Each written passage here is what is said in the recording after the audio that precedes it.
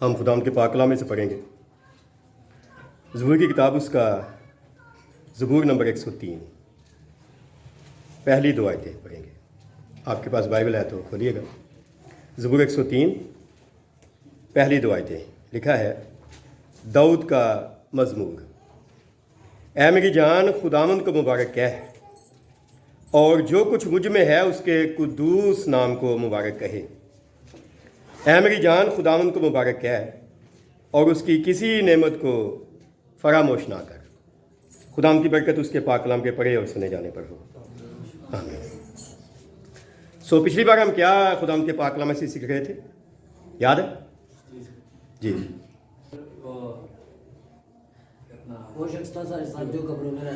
ہاں جی، گراسینیوں کے علاقے میں یسوع گیا اور اس نے اس شخص سے کتنی بدروح نکال دی تھی؟ 6000۔ اور اس نے کہا میرا نام کیا ہے؟ لشکر۔ اور پر بعد میں لوگوں نے کیا کیا؟ یسوع کو کیا کہا؟ ہمارے پاس سے چلا جا۔ اور پھر دوسری بات ہم نے آخر میں پڑھی تھی کہ جب وہ چلا گیا تو اگلی طرف لوگ اسے خوشی کے ساتھ ملے، کیونکہ وہ اس کی راہ تکتے تھے۔ تو میں نے کہا تھا کہ بہت دفعہ خدا کی برکتیں بھی ہم لے لیتے ہیں، پھر بھی ہم خدا کے ساتھ رہنا نہیں چاہتے۔ ہم کہتے ہیں برکتیں دے جاؤ اور تم جاؤ۔ تو آج کا جو زبور ابھی کچھ آیتیں پڑھی گئی آپ کے سامنے، کس کا ہے؟ داؤد کا۔ کس کا ہے؟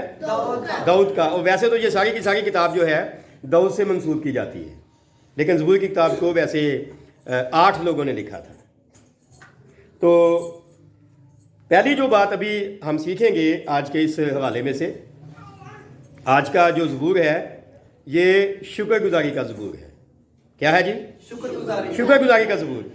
کیونکہ پیچھے ہم نے دیکھا کہ وہ شخص جا کر منادی کرنے لگا، کیونکہ یسوع نے اس کی زندگی میں اتنا بڑا کام کیا تھا۔ کیونکہ جب ہم خدا کی برکتیں لینا چاہتے ہیں تو پھر شکر گزاری تو بنتی ہے نا جی، کیا خیال ہے؟ بنتی ہے نا؟ بنتی ہے۔ تو یہ کس کی شکر گزاری ہے؟ کسی عام شخص کی شکر گزاری نہیں ہے، بلکہ ایک بادشاہ کی۔ داؤد کیا تھا؟ بادشاہ تھا نا، بلکہ ایک ایسا بادشاہ جس کو خدا نے کہا تھا کہ یہ میرے دل کی طرح ہے۔ یہی داؤد ہے جس نے زبور 23 میں کہا تھا یہوہ میرا چوپان ہے، مجھے کوئی کمی نہیں۔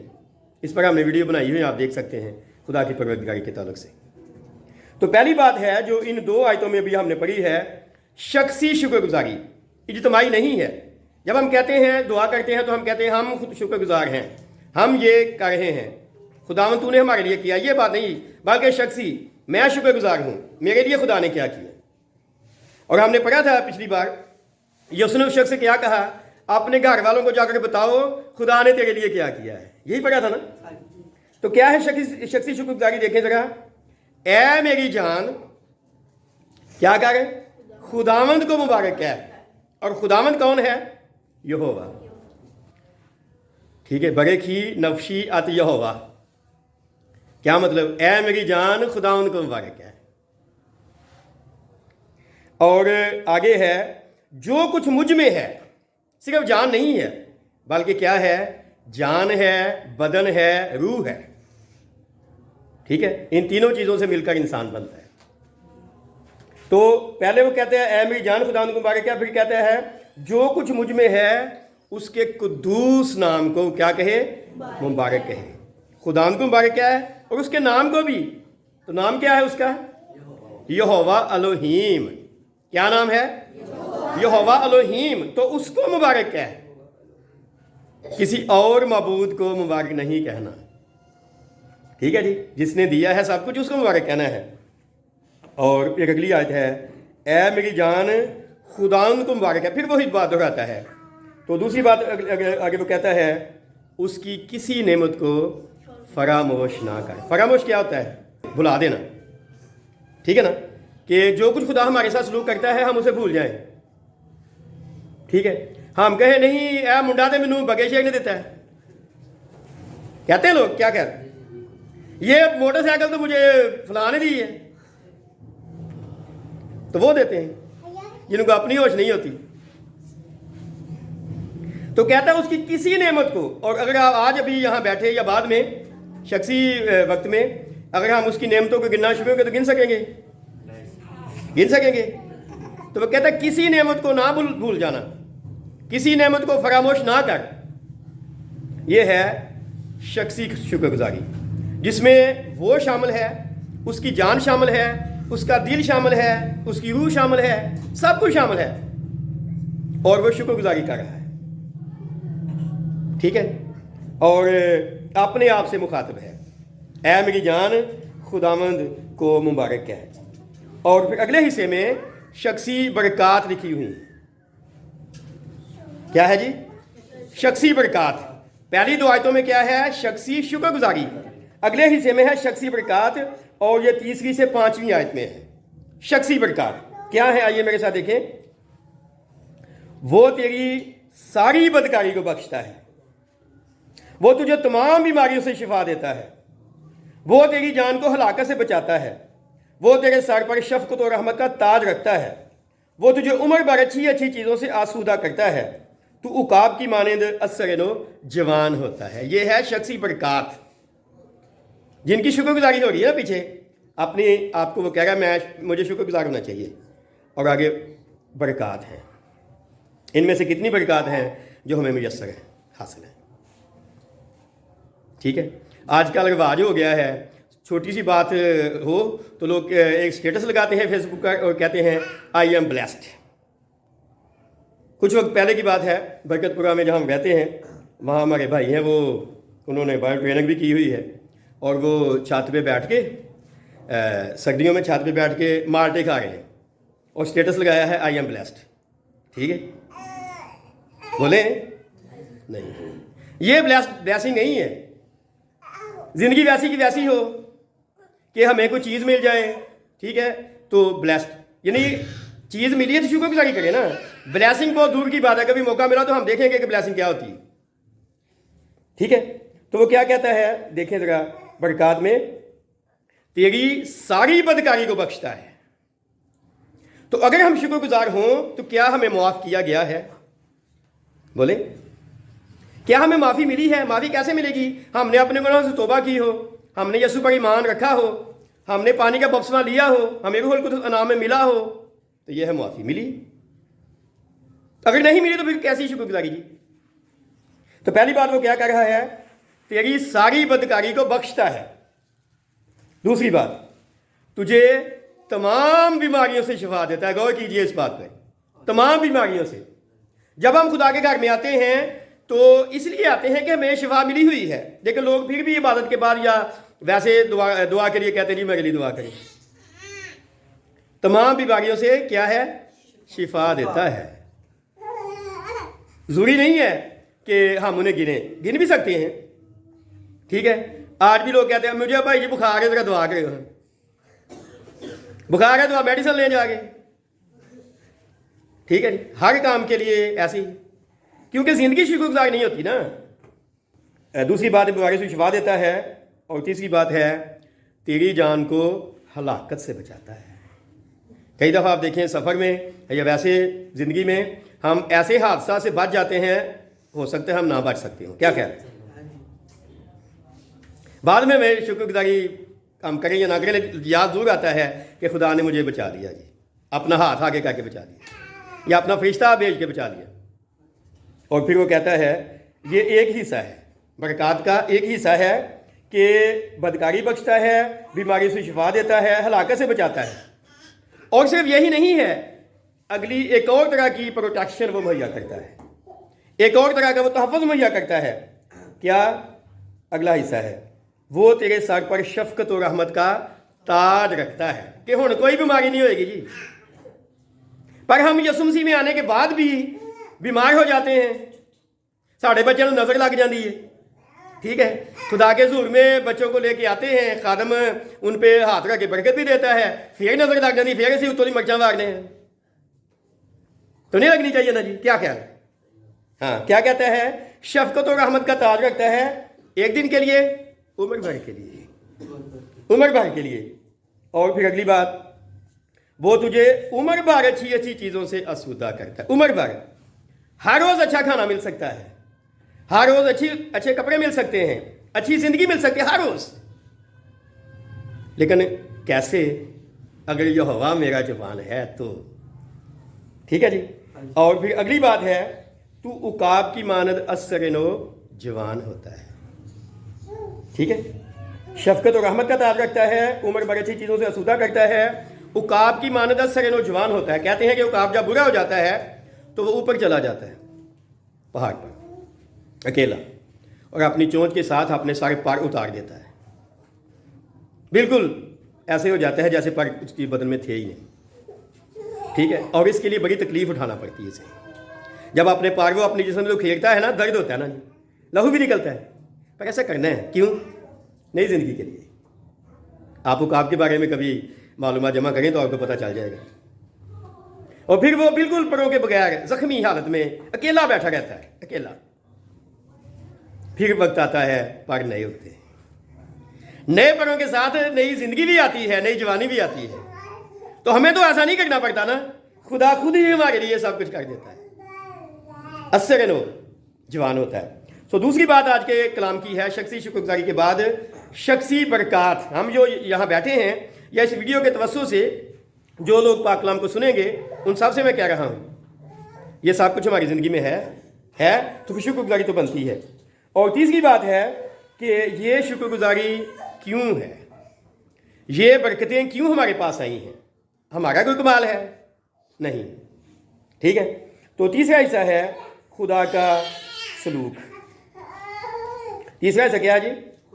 خدا کا سلوک جو اس نے ہمارے ساتھ کیا. ذرا دیکھیں 8ویں آیت.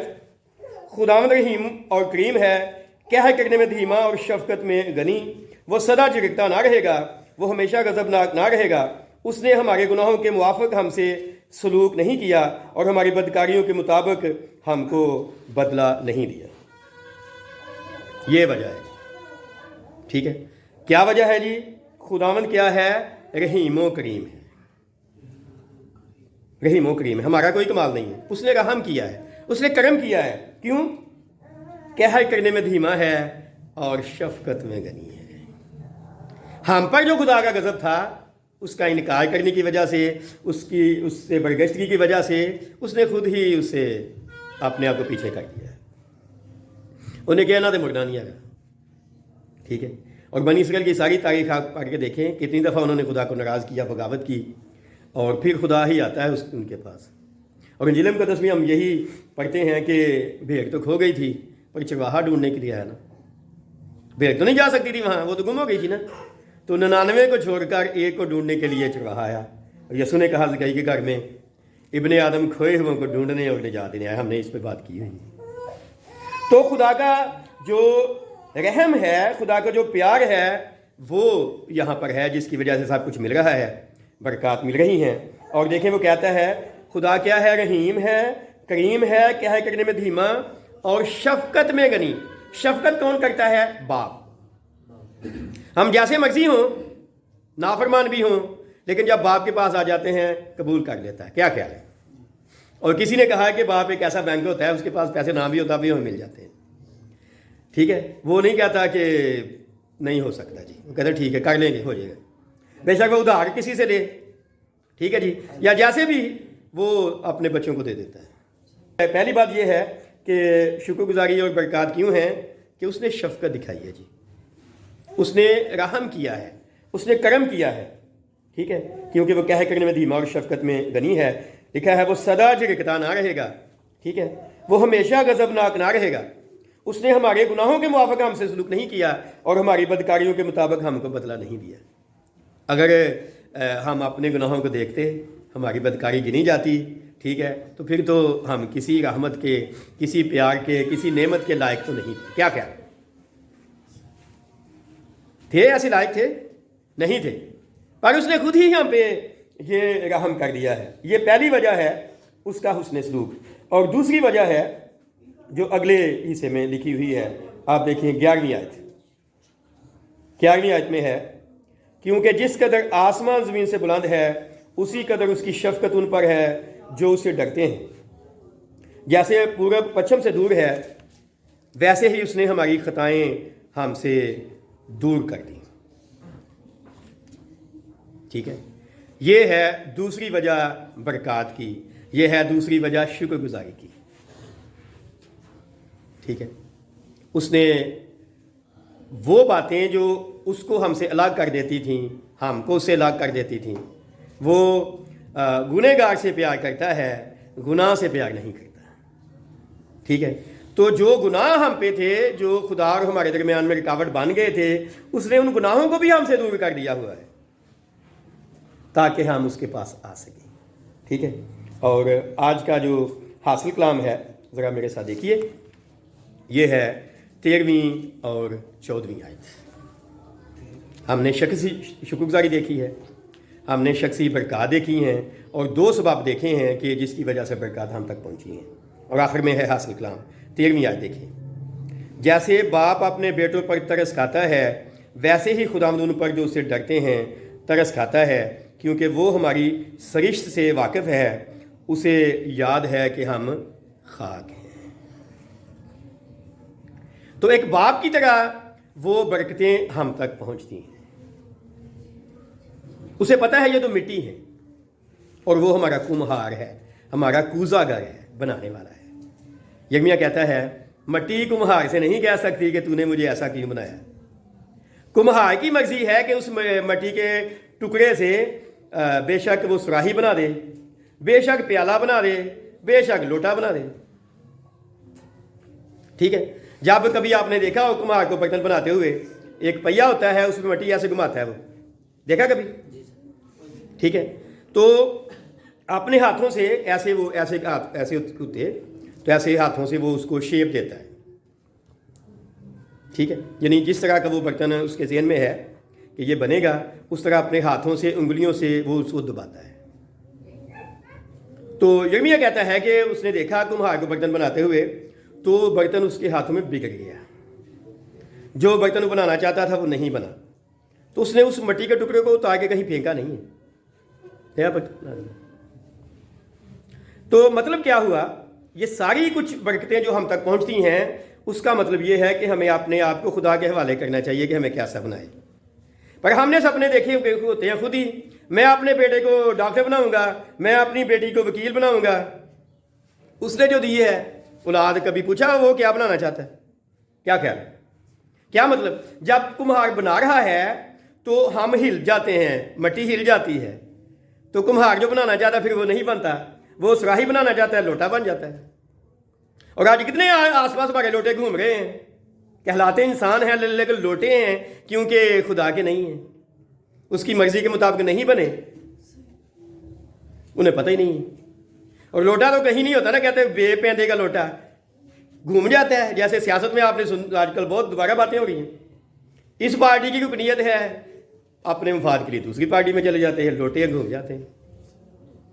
तो वो कहता है जी कि उसे पता है हम खाक हैं, पर अगर हम अपने आप को उसके हाथों में दे देंगे तो अपनी मर्जी का बना सकता है। बाप से ज़्यादा बेहतर कोई अपनी औलाद के बारे में नहीं सोच सकता। क्या ख्याल है? लेकिन हम क्या कहते हैं, अपने आप को अपने बाप के हवाले नहीं करते, दूसरों के बाप के हवाले करना चाहते हैं। ऐसा नहीं है, और दूसरों के बाप तो हमें फिर अपने तरीके से बनाएंगे ना जी।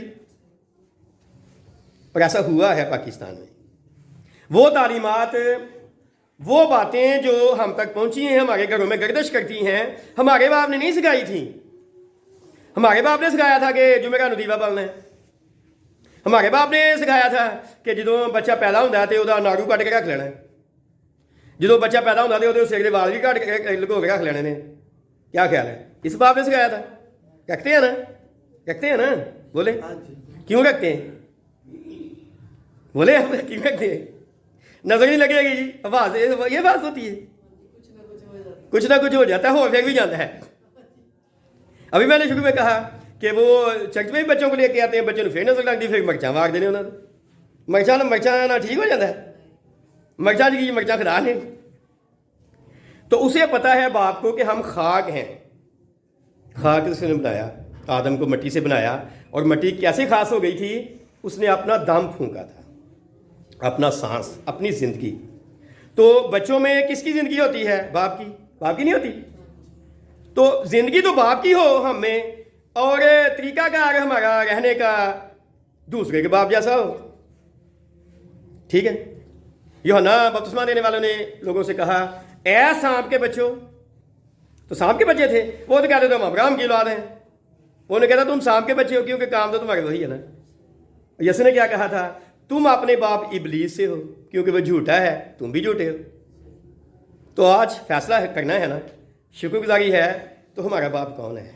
क्या यहोवा जो यसू का बाप है, या कोई और?